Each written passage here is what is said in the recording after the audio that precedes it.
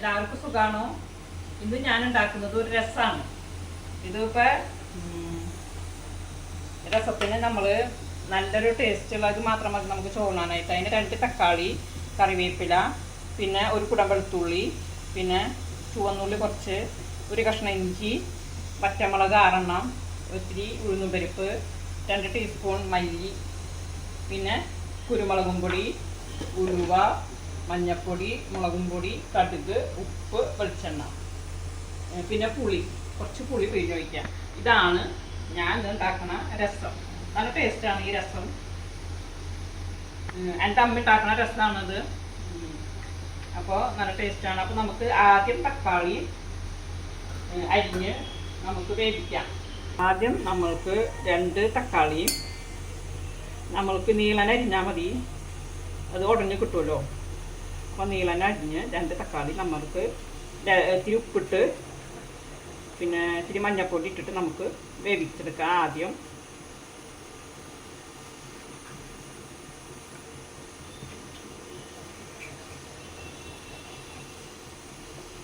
ഇത്തിരി വെള്ളം ഒഴിച്ചിട്ട് വേവിച്ചെടുക്കാം.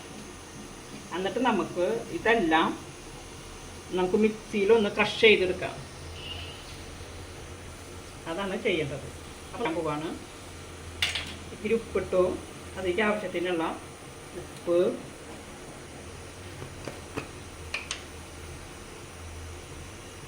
കുറച്ച് മഞ്ഞൾപ്പൊടി ഇട്ടിട്ട് നമ്മൾ വേവിക്കുകയാണ്. വെള്ളം ഒഴിച്ചിട്ട് കളി വേവിക്കാൻ വെച്ചു. ഇനി നമ്മൾ വറ്റമുളക്, മല്ലി, ഉഴുന്നും പരിപ്പ് മിക്സിയുടെ ജാറിലേക്ക് ഇട്ട് കൊടുക്കും. തരയൊന്നും വേണ്ട, ചതഞ്ഞാൽ മതി. പിന്നെ അതിൻ്റെ കൂടെ വെളുത്തുള്ളി, ചുവന്നുള്ളി, ഇഞ്ചി അതെല്ലാം ഇട്ടിട്ട് നമ്മൾ ഒന്ന് ക്രഷ് ചെയ്തെടുക്കും. പിന്നെ കറിവേപ്പില അതെല്ലാം ഇട്ടിട്ട് നമ്മളൊന്ന് ക്രഷ് ചെയ്തെടുക്കും. പിന്നെ കുരുമുളക് പൊടിയാണ്, നല്ല പൊടിയല്ല, തരിതരിപ്പുള്ള പൊടിയാണ്. അപ്പോൾ നമ്മളിതൊന്ന് ക്രഷ് ചെയ്ത് എടുക്കുക. ഇതേപോലെ എടുത്താൽ മതി, നന്നായി അറിയണ്ട. ഇനി ഇത് നമുക്ക് വെളിച്ചെണ്ണ ഒഴിച്ച് കടുകിട്ട് ഉരുവിട്ട് പൊട്ടിച്ചിട്ട് ഇത് മൂപ്പിച്ചെടുക്കാം. അതിലേക്ക് നമ്മൾ കടുക് പൊട്ടിക്കാനുള്ള വെളിച്ചെണ്ണ ഒഴിച്ച് കൊടുത്തു.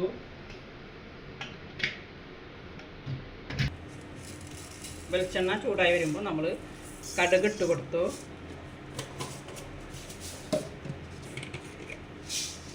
കടുക് പൊട്ടി വരുമ്പോൾ നമ്മൾ കുറച്ച് ഉലുവിട്ട് കൊടുക്കാം.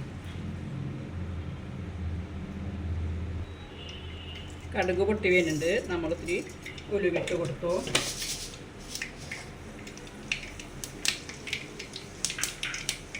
തക്കാളി അപ്പുറത്ത് വേവുന്നുണ്ട്. ഉലുവയും കടുകും പൊട്ടി വരുമ്പോൾ നമ്മൾ ഈ ചതച്ച് വെച്ചിരിക്കുന്ന കൂട്ടിട്ട് കൊടുക്കാം. രസത്തിനുള്ളത് നല്ല ടേസ്റ്റാണ്. ഇങ്ങനെ കടുക് ഉലുവൊക്കെ പൊട്ടി വന്നു. അപ്പോൾ നമ്മൾ ഈ മസാലപ്പൊക്കെ അതിലേക്ക് ഇട്ട് കൊടുത്തു. അതൊന്ന് മൂത്ത് വരുമ്പോൾ നമുക്ക് ഇത്തിരി മുളകും പൊടി, ഇത്തിരി കുരുമുളകും പൊടി ഇട്ട് കൊടുക്കാം. ഇതൊന്ന് മൂത്ത് വരാം.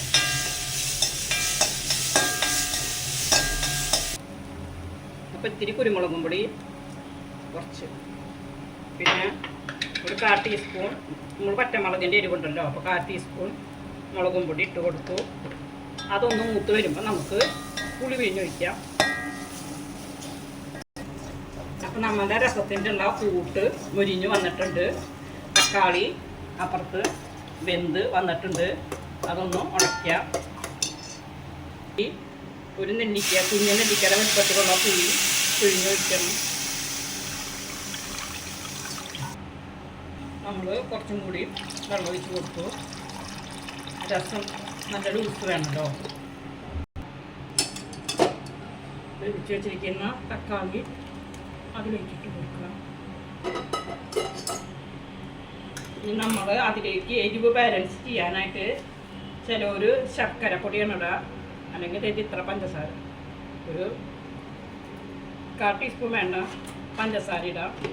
ഇത് നല്ലോണം മിക്സ് ചെയ്ത് കൊടുക്കാം. ഇതൊന്നും നന്നായി തിളച്ച് വരട്ടെ, എല്ലാം യോജിച്ച് വരട്ടെ. അപ്പം നല്ല രുചിയുള്ള രസമായിട്ട് കിട്ടും. അപ്പോൾ നമുക്ക് തിളയ്ക്കാനായിട്ട് വെയിറ്റ് ചെയ്യാം. അപ്പം നമ്മളുടെ രസം കണ്ട നല്ല വെട്ടി തിളച്ച് സെറ്റായി വന്നിട്ടുണ്ട്. നല്ല ടേസ്റ്റും നല്ല ചൊടിയും.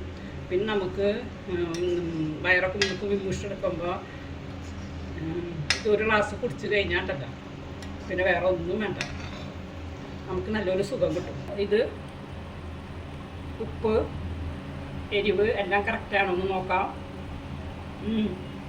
കുറച്ച് ഉപ്പിൻ്റെ കുറവുണ്ട്. നല്ല ചൊടിയുള്ള സൂപ്പർ രസം. ശേഷം ഇത് ഇത്ര ഉപ്പിൻ്റെ ഒരു കുറവുണ്ട്, അതും കൂടി ഇട്ടു.